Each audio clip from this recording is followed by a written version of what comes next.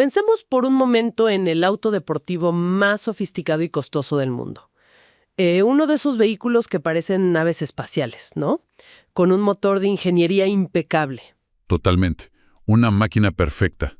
Exacto. Ahora, visualicemos la escena de intentar hacerlo funcionar, llenando el tanque de combustible con, digamos, cerveza. Bueno, es evidente que no va a arrancar. Y si por algún milagro lograra encender, el motor entero colapsaría en cuestión de kilómetros. Es una imagen súper cómica por lo absurda que resulta. Es una analogía curiosa, pero, lo verdaderamente alarmante es que esa misma mecánica de destrucción, que jamás permitiríamos en un objeto de metal, es exactamente lo que ocurre a diario con nuestro cuerpo. Ajá, se le exige un rendimiento de Fórmula 1, pero se le da un combustible desastroso. Y precisamente por ahí va nuestra exploración a fondo de hoy. Nos vamos a centrar en el título, la energía, el combustible de la excelencia. Que es un material basado en los extractos de Anthony Robbins, y lo fascinante aquí es que no estamos hablando de simple motivación vacía. No, para nada. El objetivo de esta misión, digamos, es entender de forma súper didáctica cómo la fisiología es la base absoluta de todo, de la lucidez, del éxito, y destilar 6 claves fundamentales del texto. Porque el pensamiento positivo sencillamente se estrella contra la pared si tu cuerpo está al borde del colapso tóxico. El texto ilustra esto con la propia historia del autor. Sí. Fíjate que cuenta que pesaba 120 kilos, prefería comer y ver televisión, con un letargo crónico. Y cuando intentó buscar ayuda en los libros de medicina, se encontró con, un muro de contradicciones. Un experto decía una cosa y el otro la clasificaba como letal. Claro, la típica confusión de las dietas. Así que decidió modelar a personas con energía real y los resultados fueron brutales. Perdió 15 kilos en poco más de un mes. Pero el dato que más me sorprende es el del sueño. Uy, sí. De necesitar 8 horas y 3 alarmas para despertar, pasó a dormir solo 5 o 6 horas, despertando lleno de vitalidad. Y eso nos lleva de vuelta a la analogía del motor. Cuando el sistema interno está atascado procesando toxinas, gastas más energía en sobrevivir a la digestión que en vivir realmente. Bien, vamos a desglosar esto. Si el cuerpo es un motor, el elemento más urgente para que no se asfixie no es la comida, es el oxígeno. Exactamente. La primera clave. Y aquí el material destapa algo crítico. Todos sabemos que la sangre transporta oxígeno, pero hay un sistema paralelo y silencioso, el sistema linfático. Que es como el alcantarillado de la ciudad, básicamente. Sí, y es inmenso. El cuerpo humano tiene unas 4 veces más líquido linfático que sangre. Las células consumen nutrientes y generan toxinas, y esa basura se vierte en la linfa para eliminarse. Pero, a ver, aquí hay un detalle que me vuela la cabeza. La sangre tiene una superbomba, que es el corazón. Ajá. Pero el sistema linfático no tiene bomba de succión. O sea, es una red inmensa de tuberías llena de toxinas sin un motor central. ¿Cómo no nos estancamos? Es una excelente pregunta, y no es un fallo de diseño, es que depende del movimiento físico y sobre todo de la respiración. El texto cita al doctor Jack Shields. Sí, el de la respiración diafragmática. Ese mero. Él demostró que la respiración profunda crea una especie de vacío en la caja torácica. Literalmente succiona la linfa y multiplica la eliminación de toxinas hasta 15 veces. Si ese sistema se detiene 24 horas, una persona moriría intoxicada. ¡Wow! Eso me hace pensar en un dato muy fuerte del texto. Citan a los doctores Otto Warburg y Harry Goldblatt. Los que privaron de oxígeno a las células de ratas. Exacto. Las aislaron, les quitaron el oxígeno y las células, luchando por sobrevivir, mutaron, se volvieron cancerosas. Es un mecanismo de supervivencia que sale mal. Y el autor conecta esto con una estadística que, te deja pensando. ¿No es por esto que los atletas estadísticamente tienen tasas de cáncer mucho menores? Sí, el texto dice que es 1 de cada 7 para los atletas comparado con 1 de cada 3 en el público general, porque están forzando constantemente esa oxigenación y ese vacío linfático. Claro, Pero para quienes nos escuchan y trabajan 8 horas sentados, el autor sugiere usar una cama elástica para rebotar suavemente. O si no tienes equipo, usar la fórmula exacta de respiración que propone, la 1-4-2. Ajá, o sea, si inspiras, digamos, 7 segundos, retienes el aire el cuádruple, que son 28 segundos. Y expiras en el doble, 14 segundos. Exacto. Pero retener 28 segundos me parece muchísimo. ¿Por qué forzar esa pausa? Pues porque la oxigenación no es instantánea. Al retener el aire, le das tiempo a la sangre para saturarse de oxígeno y mantienes activado ese vacío linfático. Es pura eficiencia mecánica. Entendido. Bueno, ya oxigenamos el sistema. Pasamos a la segunda clave, que es cómo limpiarlo internamente, o sea, pasar del aire a los líquidos. Y la clave 2 sugiere que el 70% de nuestra dieta debe ser alimentos ricos en agua. Frutas, verduras frescas. Porque somos un 70% agua, ¿no? Y aquí entra ese experimento loquísimo del doctor Alexis Carrel en el Instituto Rockefeller. Totalmente increíble. Mantuvo vivas células de un embrión de gallina durante 34 años. 34 años, cuando una gallina vive, ¿qué? ¿10 u 11 años a lo mucho? Exacto. Y su único secreto fue darles nutrientes y limpiar sus desechos de forma constante. Mientras no se ahogaran en su propia toxicidad, las células parecían inmortales. Pero, a ver, hago de abogada del diablo aquí. Toda la vida nos han dicho que hay que tomar 8 a 12 vasos de agua al día. ¿No es suficiente con beber mucha agua del grifo para drenar el sistema? Es una confusión común. El texto aclara que inundar el sistema con agua potable, que trae cloro y metales, no sirve igual. El agua debe provenir de alimentos vivos. Ah, el agua estructurada de las frutas. Exactamente. El Dr. Bryce señala que esa agua viva es el mejor disolvente celular porque viene con enzimas y actúa como una esponja que atrapa toxinas. Claro. Y ya pasando a la clave 3, que son los sólidos. El material expone algo que choca de frente con nuestra cultura, la combinación de alimentos. Es un desastre químico lo que hacemos. La digestión no es aplastar comida, es química pura. Ajá. Las proteínas densas, como la carne, necesitan un medio muy ácido en el estómago, como la pepsina. Pero los almidones, como las papas, requieren un medio alcalino, la ptialina. O sea, si comemos el clásico platillo de bistec con puré de papas, Neutralizas los jugos gástricos. el ácido y el alcalino chocan y se anulan. Y la comida se queda ahí atascada. Se queda ahí en un ambiente oscuro y a 37 grados centígrados.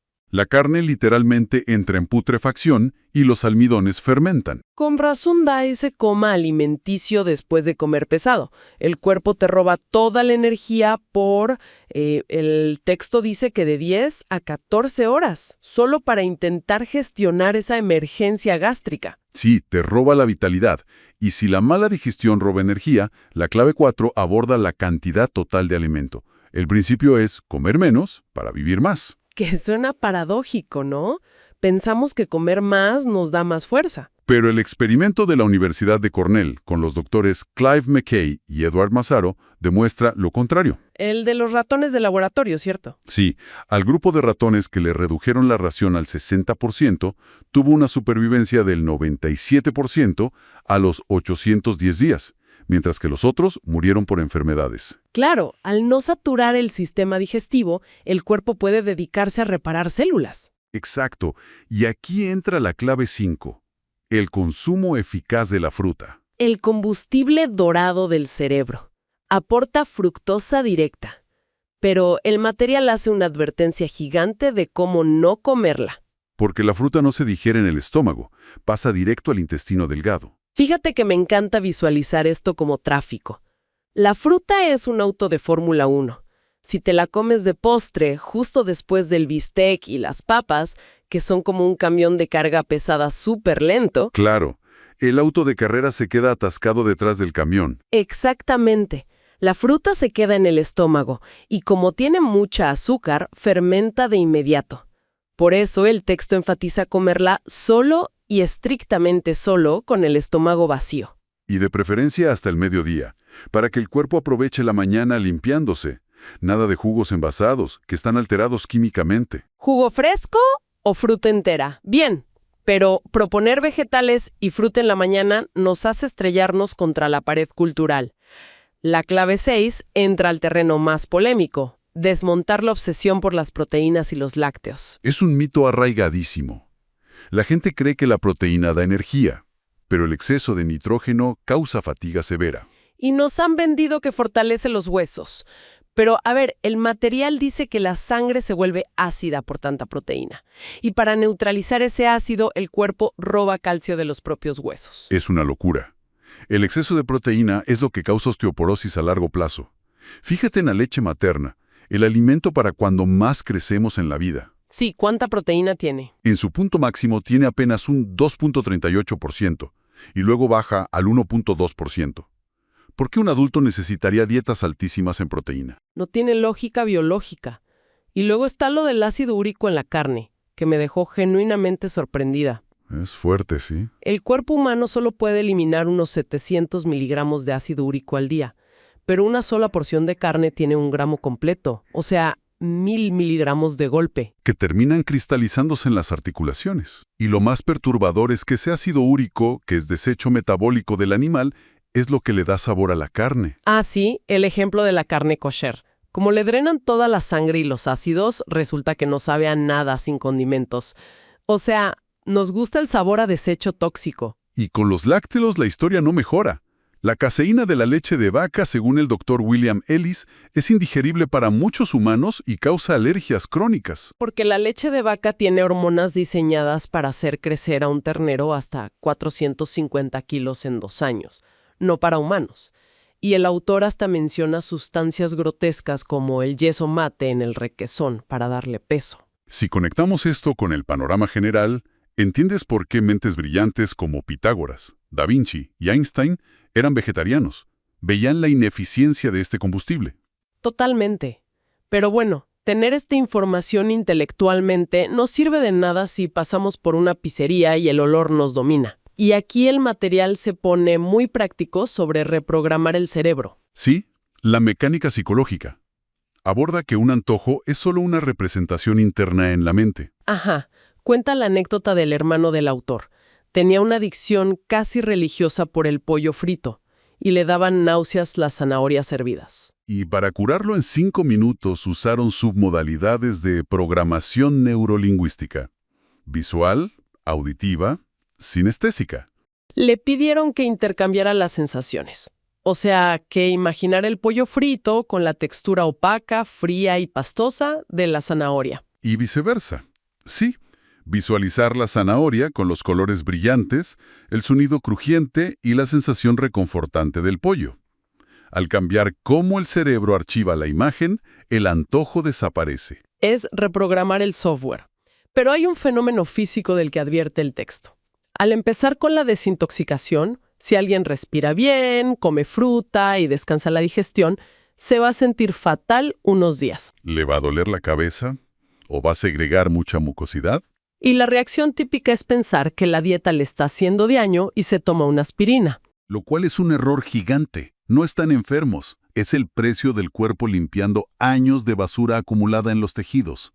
Hay que dejar salir las toxinas, no suprimirlas químicamente. Claro, el malestar es parte de la curación.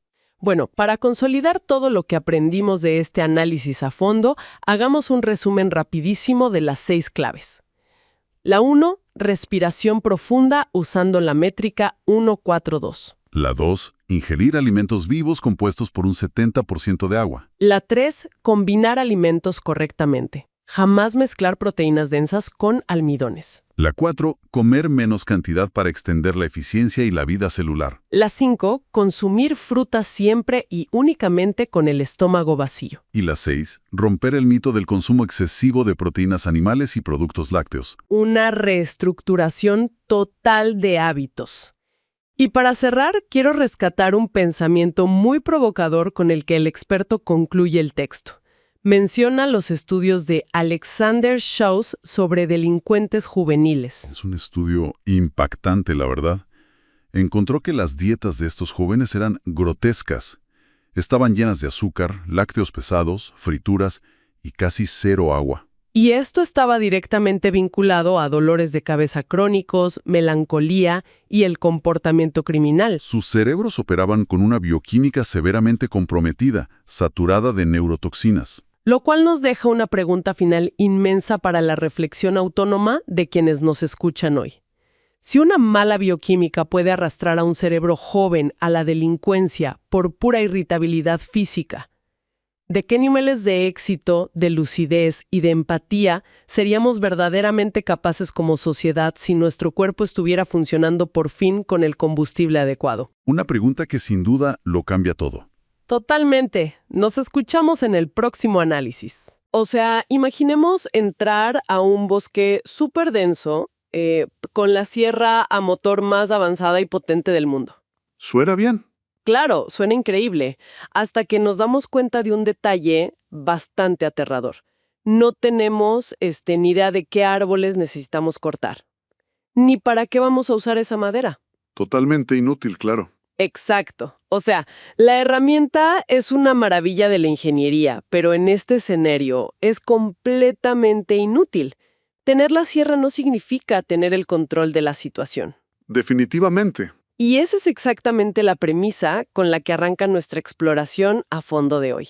Vamos a meternos de lleno en un capítulo absolutamente fundamental titulado, y lo cito textual, para librarse de las limitaciones. ¿Qué es lo que desea usted?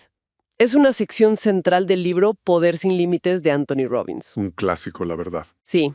Y nuestra misión en este análisis, digamos, es entender cómo construir ese puente entre tener un montón de herramientas de desarrollo personal que muchos ya tienen y saber exactamente hacia dónde apuntarlas. Porque si no, estamos con la sierra encendida dando vueltas por el bosque. Es una imagen de apertura perfecta, ¿eh? Porque establece de inmediato que aquí no vamos a hablar de simple motivación vacía o de piensa positivo y ya.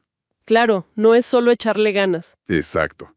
Estamos entrando en un terreno mucho más estructurado basado en un concepto que Maxwell Maltz denominó psicocibernética. Psicocibernética suena a ciencia ficción. Un poco, sí, pero para entenderlo sin jerga complicada, la premisa es que la mente humana funciona literalmente como un mecanismo buscador de metas. Muy similar a, no sé, a un termostato o a un misil teledirigido. O sea que busca un blanco. Tal cual, cuando el cerebro recibe un objetivo claro y definido, activa sistemas de retroalimentación para enfocar la energía. Redirige las acciones frente a los obstáculos y corrige el rumbo constantemente hasta alcanzar ese blanco. Ajá. Pero en ausencia de ese blanco, la energía mental simplemente se disipa en la confusión del día a día. Resulta fascinante, porque si intentamos conectar esto con una analogía moderna, es el equivalente exacto a un sistema GPS. Oh, buenísima analogía, sí. Claro, porque podemos tener la red de satélites más sofisticada orbitando la Tierra que representaría, digamos, nuestro inmenso potencial humano. Pero de nada sirve encender la pantalla del vehículo si no ingresamos una dirección específica. No te lleva a ningún lado. Exacto. Y lo más brillante del GPS, a mi parecer, no es solo que traza la ruta, sino su capacidad de recalcular. O sea, si tomamos una calle equivocada, el sistema no se rinde ni se apaga. Simplemente te dice recalculando, ¿no? Sí, simplemente ajusta el camino basándose en ese destino fijo que le hemos programado. El problema es que, como dice una frase demoledora de este texto, y me encanta, no hay personas perezosas, sino personas con objetivos impotentes. Qué fuerte esa frase. Muy fuerte. Objetivos que no inspiran al sistema a arrancar en primer lugar. Exactamente. Y antes de poder programar ese GPS, el texto nos recuerda lo que llama la fórmula del éxito definitivo, que tiene 3 componentes innegociables. A ver, ¿cuáles son? Primero, conocer el desenlace. Segundo, desarrollar la agudeza sensorial para leer el entorno. O sea, prestar atención a las señales para saber si uno se está acercando o alejando. Ok. Y tercero, tener la flexibilidad de cambiar de comportamiento tantas veces como sea necesario. Recalcular, como el GPS. Justamente, Y aquí es donde la ciencia empieza a rozar los límites de lo que consideramos posible, porque el autor menciona investigaciones asombrosas sobre cómo, cuando configuramos ese destino en la mente, empezamos a captar recursos que antes parecían invisibles. Sí, de hecho menciona un concepto que me dejó, bueno, fascinada y pensando muchísimo, el fenómeno del mono número 100. Es una historia que parece salida de, no sé, de una película. ¿Así es? Se refiere a una investigación del biólogo Lyle Watson por allá en 1979. Observaron a una colonia de monos en una isla japonesa a los que les daban batatas sucias. Ajá. Una mona joven descubrió que lavarlas en un arroyo las hacía más sabrosas y fáciles de comer, y bueno, le enseñó este truco a su grupo cercano. Lo cual es normal, aprendizaje social básico. Hasta ahí sí, simple aprendizaje social. Pero lo inexplicable ocurrió cuando un número crítico de monos, digamos 100 de ellos, adoptó esta práctica. De pronto y misteriosamente, monos en otras islas completamente aisladas, Sin puentes ni nada. sin ningún tipo de contacto físico, empezaron a lavar sus batatas también. ¡Wow! O sea que la información pareció, no sé, viajar por el aire una vez que alcanzó cierta masa crítica. Exacto. Y para intentar explicar este cómo, entran las teorías de físicos cuánticos como David Bohm y biólogos como Rupert Sheldrake, quienes proponen la existencia de campos morfogenéticos o una conciencia colectiva. Suena profundo. Lo es. La analogía que utilizan es la de un diapasón. Cuando nuestras creencias, nuestra fisiología y nuestros objetivos están perfectamente alineados, nos convertimos en un diapasón que vibra a una frecuencia específica. Ok.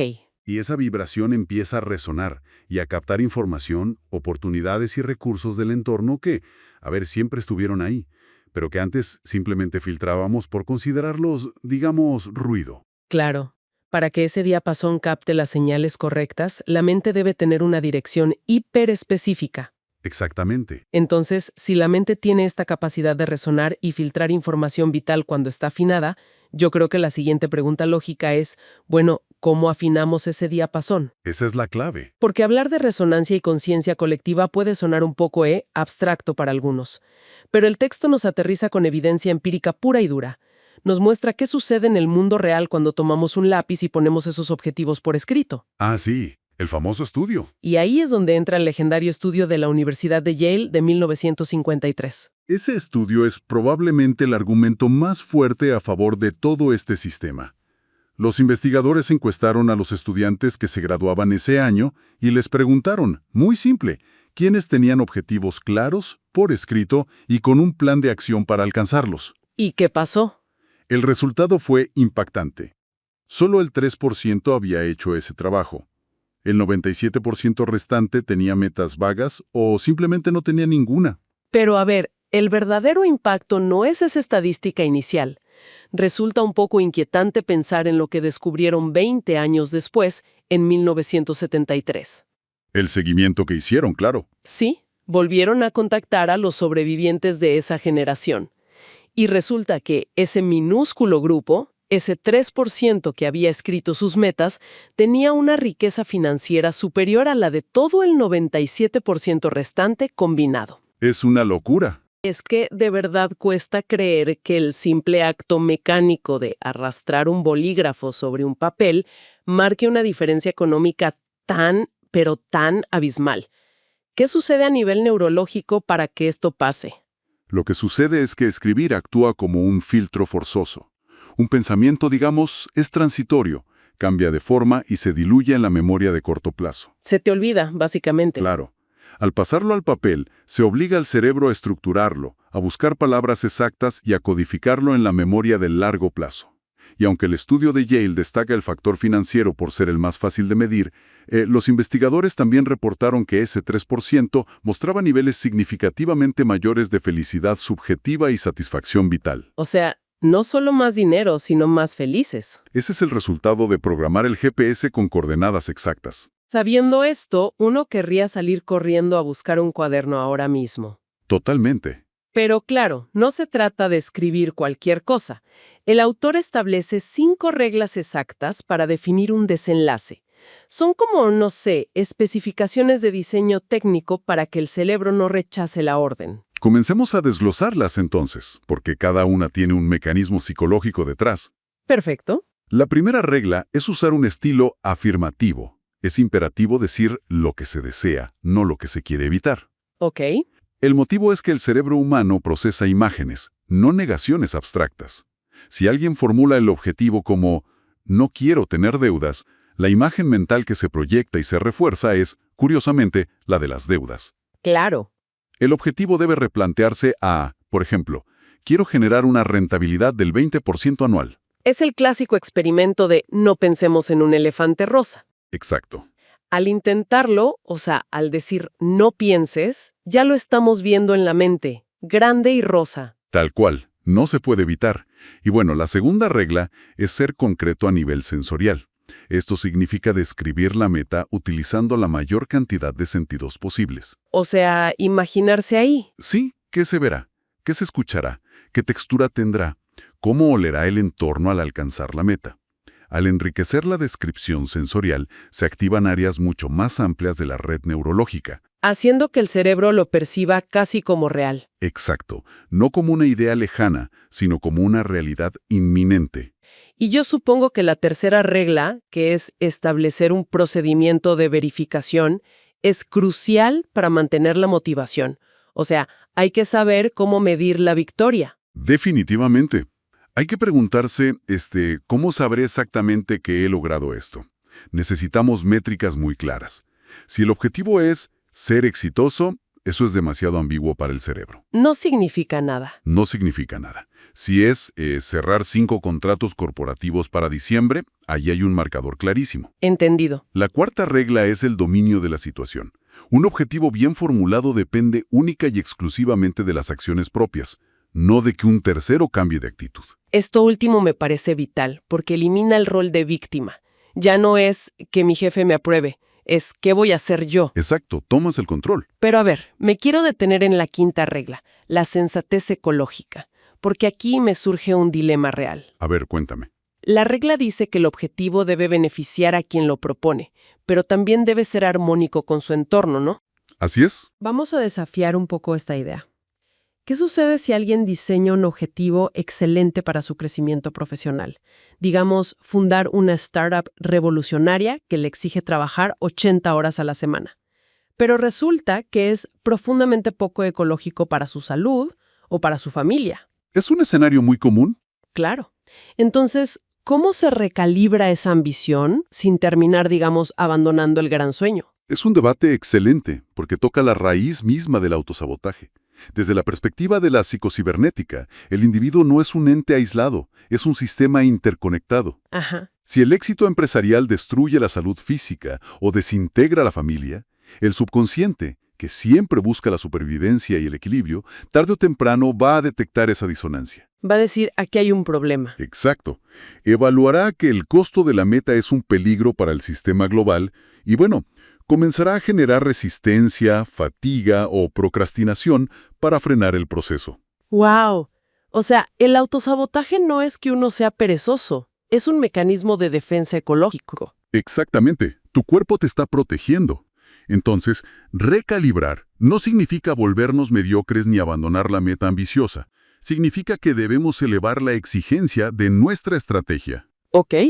Nos obliga a hacer una pregunta de mayor calidad.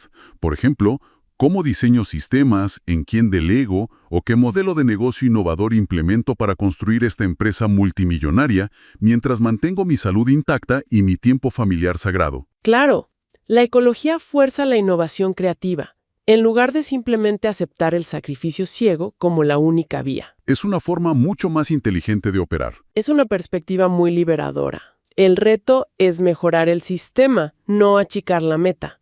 Exacto. Y bueno, teniendo estas 5 reglas como filtro, el texto ya entra en la parte de acción.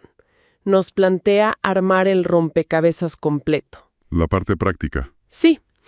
Y para demostrar que visualizar antes de actuar tiene efectos tangibles en la física de nuestros cuerpos, el autor propone un ejercicio muy curioso. Ah, el del giro. Sí, sugiere ponerse de pie, levantar el brazo derecho y girar la cintura hacia atrás todo lo que la flexibilidad permita, marcando mentalmente hasta qué punto de la pared se llegó.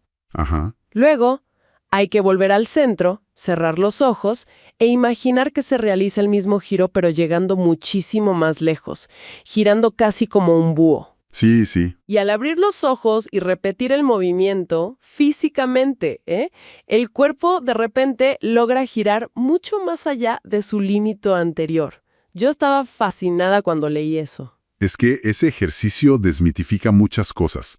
No es un truco místico, es neurología básica. ¿Cómo funciona exactamente? Al visualizar la acción sin restricciones físicas, se están creando y reforzando nuevas conexiones sinápticas. Se programa el cerebro para relajar ciertos músculos y activar otros de manera muy diferente. ¡Wow! En resumen, expandir los límites mentalmente termina expandiendo los límites físicos reales. Y este pequeño experimento es la puerta de entrada perfecta para el método de 12 fases que estructura el resto del capítulo. Y aquí es donde las cosas pueden volverse, digamos, un poco abrumadoras si intentamos procesar 12 pasos como una lista de supermercado. O sea, si uno lee 12 pasos de corrido, al llegar al quinto ya olvidó el primero. Totalmente cierto. Así que, ¿qué tal si agrupamos este método en 4 grandes bloques lógicos para entender por qué funciona esta secuencia? Me parece una estructura brillante para asimilarlo mejor. Ok, el primer bloque podríamos llamarlo el vaciado cerebral y selección, que abarca las primeras 3 fases. Perfecto. En este primer bloque, la tarea es tomar papel y permitirse soñar sin ningún tipo de censura durante unos 15 minutos. Anotar todo lo que se desea hacer, tener, ser o compartir. Sin filtros. Sin filtros. El autor sugiere una imagen mental potente. Imaginar que todas nuestras creencias limitantes son como un luchador en un cuadrilátero, y mentalmente tomarlas y lanzarlas por encima de las cuerdas, fuera del ring. Me encanta esa imagen. Sí. Y una vez hecho este vaciado, se establecen marcos temporales para cada meta, desde 6 meses hasta 20 años, para darle, perspectiva al cerebro. Y el paso crucial de este primer bloque es el filtrado, ¿no? O sea, elegir los 4 objetivos principales para el año en curso y, debajo de cada uno, escribir un párrafo detallando el por qué se desean alcanzar. El motivo. Exacto. El texto trae a colación una enseñanza de Jim Rohn que dice que si uno tiene los motivos suficientes, invariablemente encontrará el cómo. El objetivo en sí es solo el destino, pero el motivo es el motor de combustión interna que nos lleva hasta allí. Muy bien dicho. Entrando entonces al segundo bloque, que podríamos denominar verificación de realidad y análisis. Agrupamos las fases 4 a la 8. Ok, ¿qué hacemos aquí? Aquí tomamos esos 4 objetivos seleccionados y los pasamos por el escáner de las 5 reglas que discutimos antes. Son afirmativos, son sensorialmente ricos, son ecológicos. El control de calidad. Exacto. Luego, se hace un inventario riguroso de los recursos actuales y se repasan los éxitos pasados. Es vital recordar qué habilidades nos sirvieron antes, porque mira, el cerebro necesita evidencia histórica de que somos capaces de triunfar para generar confianza. Es como revisar la caja de herramientas antes de empezar a construir la casa. Tal cual. Pero fíjate que las fases 7 y 8 de este bloque me parecen las más profundas psicológicamente. A ver, ¿por qué? Porque nos piden describir detalladamente la persona en la que necesitamos convertirnos para lograr esas metas. Porque claramente, si queremos resultados que nunca hemos tenido, tenemos que operar con una mentalidad que nunca hemos usado. Es una transformación identitaria. Exacto. Y acto seguido, diseccionar los obstáculos. Tenemos que ser, forenses de nuestros propios fracasos pasados para identificar nuestras estrategias de autosabotaje y desmantelarlas a la luz del día. Es un trabajo introspectivo muy duro, pero indispensable. Lo cual nos lleva al tercer gran bloque de fases, que es ingeniería inversa y modelado. Suena muy técnico. Un poco.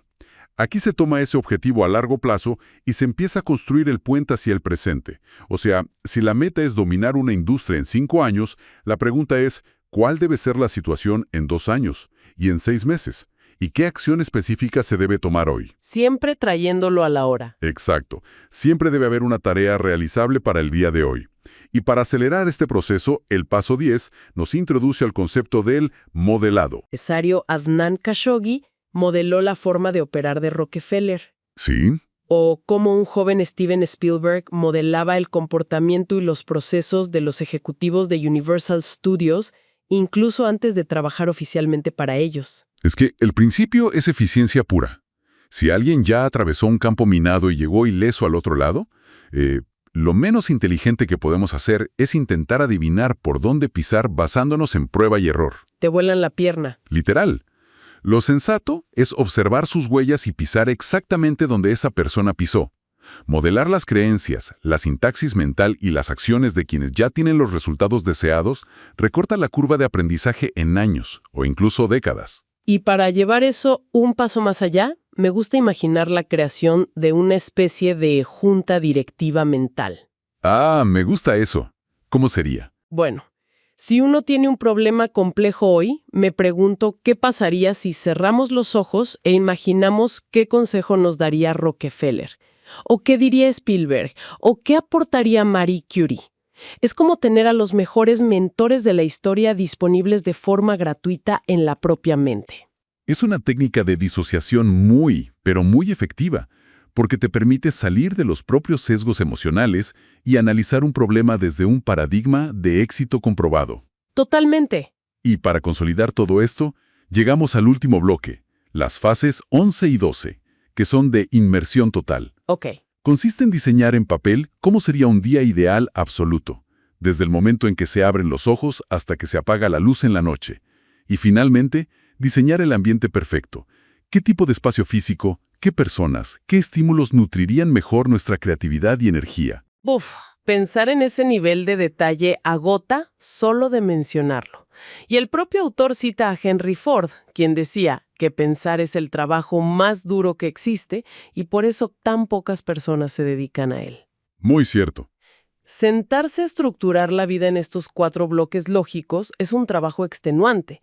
Yo me pregunto, ¿realmente rinde frutos llegar a este nivel de, no sé, neurosis planificadora? Bueno, la respuesta está en la propia biografía del autor. En el texto relata cómo, años atrás, se encontraba estancado personal y profesionalmente. Vivía en un apartamento diminuto en Marina del Rey. Ajá. Y decidió aplicar este exacto sistema. Visualizó y describió en papel con un nivel de detalle milimétrico el lugar donde quería vivir. Describió un castillo frente al océano con una oficina circular. Muy específico. Súper específico. Detalló que deseaba encontrar a 4 o 5 socios con una ética de trabajo y energía compatibles. E incluso listó las cualidades emocionales y físicas de la pareja ideal con la que quería compartir su vida. Y es fácil que los críticos digan que esto es, simplemente la ley de la atracción mágica y ya. Pero en realidad, al escribir todo eso, él estaba afinando su sistema reticular activador, ese diapasón mental del que hablamos. Exactamente. Estaba programando su cerebro para descartar cualquier oportunidad inmobiliaria, cualquier propuesta de negocio y cualquier relación que no encajara perfectamente con esas especificaciones. Tal cual. El enfoque implacable filtra la realidad. Como resultado de no aceptar concesiones y mantener la brújula clara, terminó materializando exactamente ese castillo costero, consolidó esas sociedades de negocio precisas y conoció a quien sería su esposa apenas 6 meses después de haber detallado sus características en su diario. Es increíble. Pero lo que más me impacta del texto es que justo cuando parece que el éxito se trata únicamente de ambición y de conquistar la próxima gran montaña, el autor introduce un cierre profundamente sabio. El diario. Sí, habla del diario de la gratitud.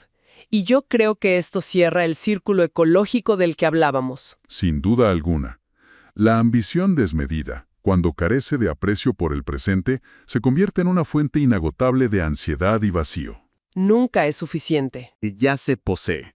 Cosas que tal vez hace 5 años parecían un sueño inalcanzable y que hoy damos por sentadas. Cierto. Agradecer esos recursos y esas experiencias no apaga el hambre por lograr más. Por el contrario, nos sitúa en un estado emocional de abundancia. Y créeme, es mucho más fácil construir el futuro desde la plenitud que desde la desesperación por lo que falta. Hay una cita de Shakespeare mencionada en el texto que encapsula esto perfectamente. Dice, la acción es elocuencia. Preciosa frase. Y si uno lo piensa, sentarse con un cuaderno para estructurar la vida, establecer estas fases y tomarse 5 minutos para escribir qué agradecemos hoy, pues esa es la primera acción verdaderamente elocuente hacia el cambio. transforma un deseo pasivo que, bueno, flota en la mente, en una intención activa anclada en la realidad. Entonces, para quienes nos escuchan, ¿qué significa todo esto en términos prácticos? Vamos a destilar las ideas principales para consolidar todo este conocimiento. Perfecto. Hagamos el resumen.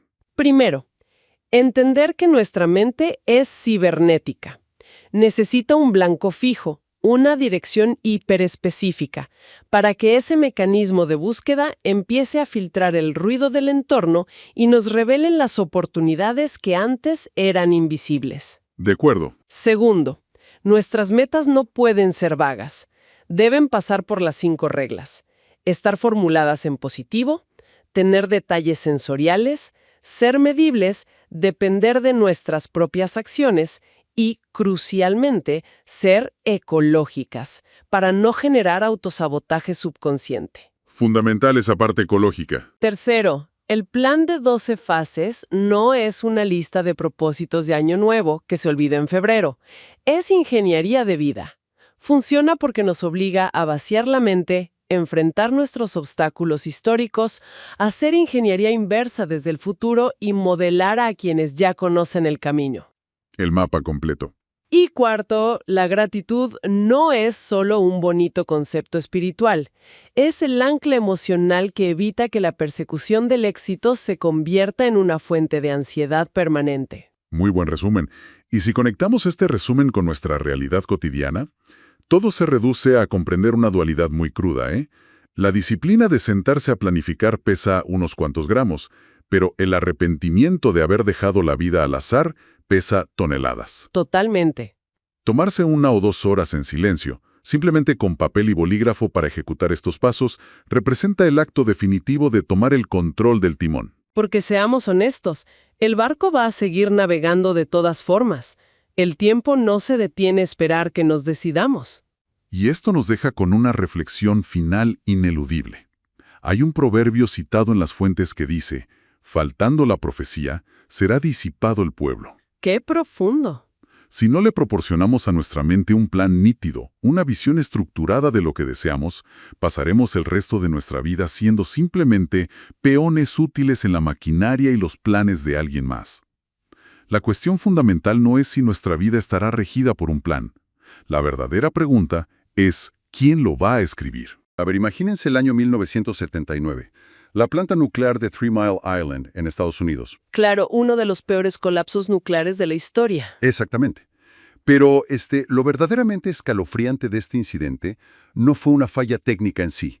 O sea, los ingenieros ya sabían que había un problema con las válvulas. Sí, lo tenían súper documentado, de hecho. Lo habían notado, lo habían documentado. Pero la tragedia ocurre porque los reportes internos estaban redactados con un lenguaje tan, pero tan vago, lleno de suposiciones, que los que tomaban las decisiones asumieron que alguien más ya se estaba encargando del asunto. ¡Qué locura! O sea, un desastre histórico que literalmente pudo haberse evitado con unas cuantas palabras exactas. Totalmente. Las palabras son como magia, ¿no? Pueden cambiar realidades o arruinar por completo una situación. Y por eso hoy nos adentramos en este material base titulado El poder de la precisión. Me encanta el título. Y la premisa que vamos a explorar hoy es contundente. El lenguaje no es solo, digamos, un medio para describir el mundo. Es el mecanismo exacto con el que construimos nuestra realidad. O, como en el caso de 3 Mile Island, con el que la destruimos. Exacto. Hola a todos, bienvenidos a nuestra inmersión profunda de hoy. Nuestra misión es entender de forma súper detallada y didáctica estas herramientas verbales que nos permiten cortar a través de la confusión. Y es un punto de partida fundamental, porque ilustra el costo real de la ambigüedad. Y esto nos lleva directo a los estudios de John Grinder y Richard Bandler. Ah, claro, los pioneros en todo esto. Sí, ellos pasaron años analizando cómo se comunican las personas extraordinariamente exitosas, ya fueran, no sé, altos ejecutivos, terapeutas fuera de serie, todos compartían una característica. ¿Cuál era? Operaban bajo el principio de que el mapa no es el territorio. A ver, vamos a desempacar esto un poco. El mapa no es el territorio. Exacto. Nuestra mente capta tipo millones de fragmentos de información por segundo. Pero para poder procesar todo eso, el cerebro tiene que filtrar, distorsionar y generalizar esos datos hasta convertirlos en palabras. O sea, las palabras que decimos son apenas un croquis. Sí, un mapa muy simplificado de una experiencia que es inmensamente compleja. Y si ese mapa se dibuja con términos confusos, pues quien intente seguirlo va a terminar cayendo por un abismo. Pues sí. Pero, a ver, me pregunto algo. Si todos usamos palabras a diario, si es nuestra herramienta principal de supervivencia desde que somos niños, ¿por qué tan poca gente logra resultados con ellas? Esa es la gran pregunta. O sea, pareciera que hay una desconexión enorme entre lo que realmente necesitamos y lo que terminamos diciendo en voz alta. La respuesta corta a eso es la vulnerabilidad, porque la precisión requiere mucha valentía. Valentía. A ver, explícame eso. Sí, mira, antes de pulir el vocabulario hay que entender el propósito del lenguaje, que es comunicar una necesidad o un objetivo. Toda la fórmula mágica para conseguir lo que quieres se resume en una sola acción, que es pedir. Claro, pedir. Suena fácil. Suena fácil, pero al ser humano promedio le aterra pedir con exactitud porque una petición precisa invita a un rechazo igualmente preciso. Ah, wow. Claro, duele más. Exacto. Es mucho más seguro para nuestro ego decir algo vago tipo, necesitamos apoyo financiero para el proyecto. Si te dicen que no, el golpe emocional es menor. Porque no te rechazaron a ti ni a un monto específico, rechazaron la idea vaga de apoyo. Exactamente. El problema es que si alguien va a un banco y le dice al gerente, quiero algo de dinero, el gerente podría técnicamente darle 5 monedas y la petición se habría cumplido. Literalmente le dio algo de dinero. ¿Sí? Por eso hay 5 reglas para pedir de forma efectiva. La primera es pedir concretamente, definir el qué, el cuándo, el dónde y exactamente el cuánto. Que es como usar un GPS, ¿no? O sea, si traes un GPS descompuesto, o si en lugar de poner la calle, el número y el código postal, simplemente le pones, quiero ir a un lugar bonito. El sistema colapsa, no sabe qué hacer. Exacto. El sistema nunca sabrá a dónde llevarte. Podrías terminar en una playa espectacular o en un basurero. No tiene coordenadas. Y eso aplica también a quien le ingresamos esas coordenadas, que es la regla número 2, pedir a quien realmente pueda ayudarte. Uy, esa es clave. Porque a veces buscamos soluciones en los lugares equivocados por pura inercia social. Totalmente. Buscamos comodidad en lugar de eficacia. Imagina a alguien que atraviesa una crisis matrimonial terrible. ¿Ok? Lo lógico sería pedirle consejo a alguien con experiencia, alguien con una relación sólida. Pero terminan yéndose a tomar un café con el amigo que se ha divorciado 3 veces. Exacto. Por buscar validación inmediata, te desahogas con alguien cuyas relaciones están en ruinas. Te va a dar simpatía, obvio, pero no tiene los recursos para ayudarte. Claro, hay que dirigir la petición a quien tiene los medios. Y me imagino que la tercera regla tiene que ver con lo que el otro gana, ¿no? Dar en el clavo. Regla 3. Crear valor para el destinatario. Nadie se dé su tiempo o dinero sin un incentivo. Si pides una inversión, tienes que demostrar cómo esa otra persona también se va a beneficiar. Alinear los incentivos. Oye, y la regla 4 me pareció súper interesante en el material. Pedir con fe concentrada. Sí, y esto no es esoterismo, es pura biología. A ver. Nuestro sistema neurológico detecta incongruencias.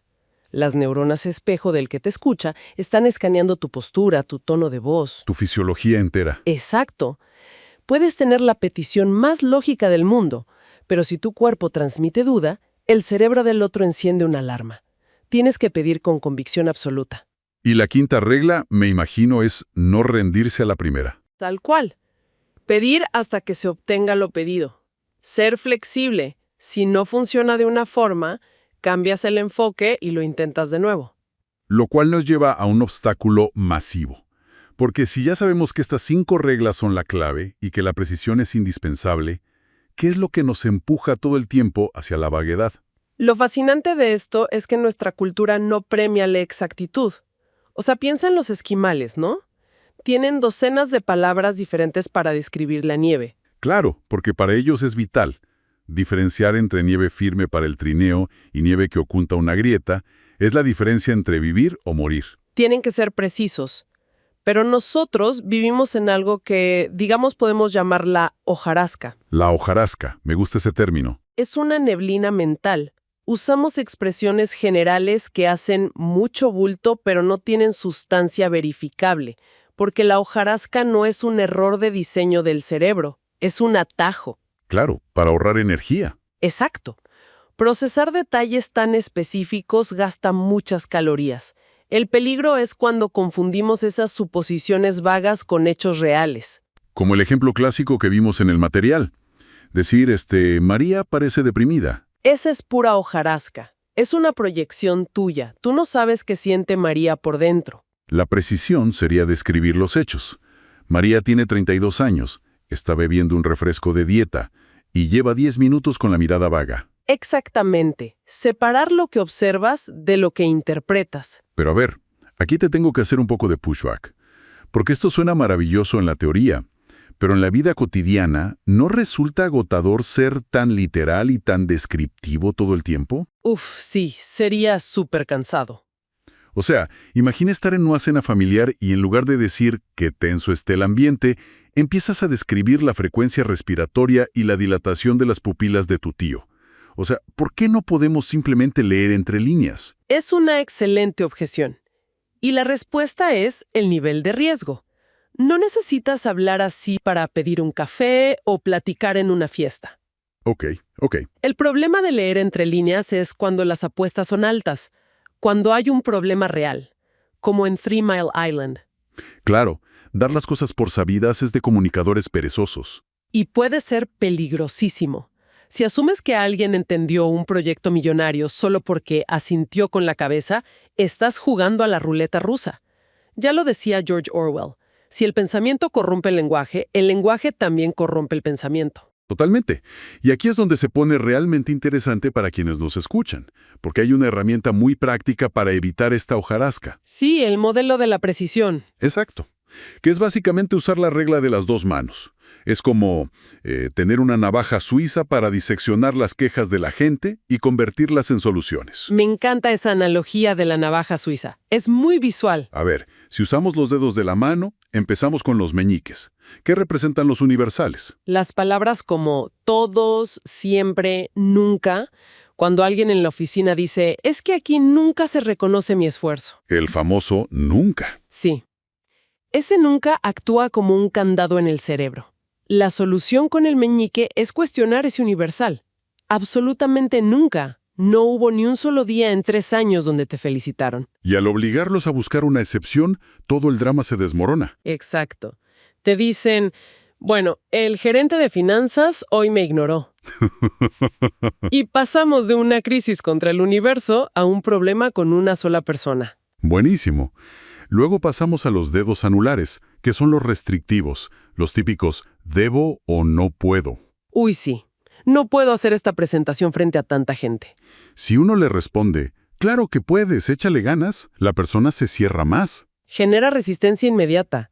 La herramienta aquí es romper el límite preguntando, ¿qué pasaría si fueses capaz de hacerlo? Ah, qué buena pregunta. Es como un truco mental. Lo es. Neurológicamente, al plantearlo como algo hipotético, la mente baja sus defensas y empieza a explorar opciones en vez de sentir pánico. Luego llegamos al dedo medio de nuestra mano imaginaria, que son los verbos imprecisos. Me siento deprimido o la vida me está aplastando. Son puras declaraciones pasivas, no hay acción ahí. Y la solución es preguntar, concretamente, ¿cómo te está aplastando? Obligas a la persona a describir el proceso paso a paso. Lo que te lleva directo al dedo índice, que son los sujetos indefinidos. El famoso pronombre misterioso. Ellos no me quieren dar una oportunidad. La gerencia me odia. Exacto. Mientras tu problema sea un ente llamado ellos, no puedes hacer nada. Eres una víctima. La solución del índice es apuntar y preguntar, ¿quién concretamente? Al ubicar a la persona real que toma la decisión, pues recuperas el control. El poder vuelve a ti. Y nos faltan los pulgares, que son las comparaciones omitidas. Esto pasa todo el tiempo. Ese proyecto es demasiado arriesgado o está muy caro. El cerebro no puede medir el valor en el vacío. La pregunta aquí es, ¿comparado con qué? Como el ejemplo de comprarle una computadora de $300 a tu hijo. Si lo comparas con un juguete, suena a muchísimo dinero. Pero si lo comparas con la ventaja que le va a dar en la universidad, la inversión es una ganga. Tienes que aterrizar la comparación oculta. Es que este modelo te cambia la vida. Y no solo para hablar con los demás, ¿eh? Lo que me voló la cabeza es cómo esto aplica al diálogo interno. Totalmente. Porque el lenguaje moldea cómo enfrentamos los obstáculos. Y hay un patrón súper destructivo que hacemos con nosotros mismos, que es la sustantivación de verbos. Suena complicado, pero es súper común. Es cuando tomamos una acción y la congelamos en un concepto abstracto, ¿no? Exacto. Palabras enormes como amor, atención, respeto. Físicamente tú no puedes poner el respeto en una caja. No existe en el mundo físico. Pero nos decimos, necesito que haya más atención en mi vida. Y creamos un problema imposible de resolver. La clave es regresarlo a un verbo, a una acción. En lugar de decir, quiero cambiar mi experiencia, te preguntas, ¿qué desearías experimentar? O en vez de pedir respeto, te preguntas ¿a quién necesito respetar más? O ¿cómo quiero que me respeten? Pasa de ser algo pasivo a un plan de acción. Que es básicamente cambiar el enfoque de problemas a un enfoque de resultados. Y aquí entra la guerra clásica entre el cómo y el por qué. El por qué genera excusas. Totalmente. Pensemos en alguien que llega tarde a trabajar. Si le preguntas ¿por qué llegaste tarde?, estás invitando a que te cuente una novela. Claro, te va a hablar del tráfico, de que no sonó la alarma, del clima. El cerebro se pone a la defensiva y fabrica excusas. Pero si le cambias la jugada y le preguntas ¿cómo garantizamos llegar a tiempo mañana? Esa es una pregunta a resultado. La mente abandona el pasado y se pone a buscar estrategias. Y esto aplica a los hijos también. No le preguntes por qué reprobó matemáticas. Pregúntale qué necesita hacer o cómo va a obtener mejores resultados. Si conectamos esto con el panorama general, digamos, nos damos cuenta de que la comunicación nunca fracasa realmente. Solo te da información o retroalimentación. Feedback, claro. Sí, es como armar un rompecabezas. Si agarras una pieza y no encaja en el hueco, no te tiras al piso a llorar diciendo que tu vida es un fracaso. Dices, bueno, esta pieza no va aquí y agarras otra. Exactamente. Simplemente tomas esa información y ajustas tu estrategia. Con el lenguaje es igual. Si dices algo y no tienes el resultado, ajustas y pruebas otra pieza. Bueno, para ir consolidando todo este conocimiento, creo que vale la pena hacer un resumen rápido y con mucha energía para todos los que nos escuchan. Me parece perfecto. Primero, la ambigüedad es el enemigo. Hay que recordar las 5 reglas para pedir. Ser concretos, pedirle a la persona correcta, crear valor, hacerlo con convicción y ser flexibles hasta lograrlo. Segundo, mucho cuidado con la hojarasca, esa neblina mental que nos hace asumir cosas. Separemos los hechos comprobables de las interpretaciones. Tercero, la técnica de las manos. Atrapar esas palabras absolutistas como nunca o siempre, precisar esos verbos vagos y exigir que los misteriosos sellos tengan un nombre y un apellido. Y por último, cambiar el por qué al cómo en nuestro diálogo interno, para buscar soluciones, no excusas. Es un paquete completo de herramientas. O sea, si aplicamos esto, la diferencia es abismal. Y para cerrar, me gustaría dejar una reflexión provocadora sobre esto mismo. A ver, suéltala. Hoy en día, la tecnología, los algoritmos de redes, la inteligencia artificial, todos se alimentan de nuestra hojarasca. Prosperan amplificando quejas vagas y lenguaje emocional, pero sin precisión. ¡Wow! Te mantienen enganchados en el drama. Exacto. Nos mantienen indignados, pero sin soluciones. Entonces, si el lenguaje es el mapa de nuestra experiencia y el poder real está en la exactitud, ¿qué pasa cuando le cedemos nuestras palabras a los textos predictivos o a los algoritmos? Nos convertimos en pasajeros de nuestra propia vida. Exacto. ¿No estamos perdiendo silenciosamente nuestra capacidad de auditar nuestro propio diálogo interno y dar forma a nuestra realidad? Es algo para pensar.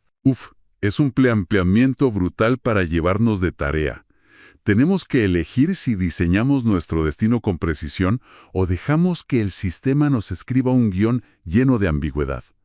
Gracias por acompañarnos en este análisis profundo. Nos escuchamos en la próxima.